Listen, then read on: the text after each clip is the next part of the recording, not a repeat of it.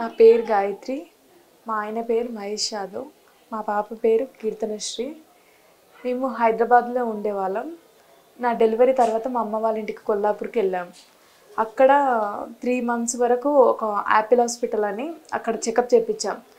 పాప బాగుంది బాగుంది బాగుంది అన్నారు ఎప్పుడు చూసినా. తర్వాత ఏమైందంటే టీకాలు వేయించాం, 4th month టీకాలు. టీకాల తర్వాత ఏమైందేమో సడన్లీ తెలియదు. 5 days తర్వాత పాప డల్ అయిపోవడము, అంటే చూడకపోవడము, ఏంటేంటో అయిపోయింది సడన్లీ.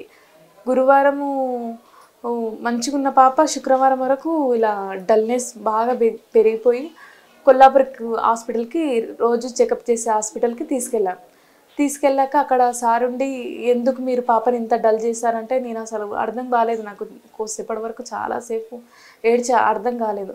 అక్కడ నుంచి ఆక్సిజన్ అండ్ ఇది గ్లూకోజ్ పెట్టి మహబూబ్నగర్కి తీసుకెళ్ళాక అక్కడ వెంటిలేషన్ మీద పెట్టాలి, పాప సీరియస్గా ఉంది అనేసి వెంటిలేషన్ మీద పెట్టారు.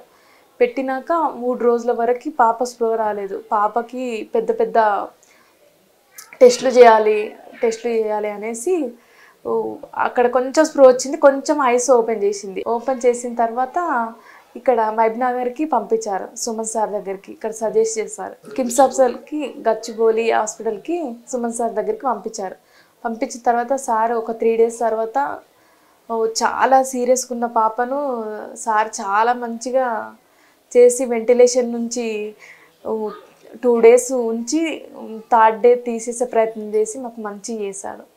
మెటబాలిజం అది యాసిడ్ లెవెల్స్ ఎక్కువైనాయి, దానివల్లనే ఇలా అయింది. పాప చాలా సీరియస్ కండిషన్ నుంచి బయటపడి మాకు మంచిగా అప్పచెప్పిండు సార్. కృతజ్ఞతలు.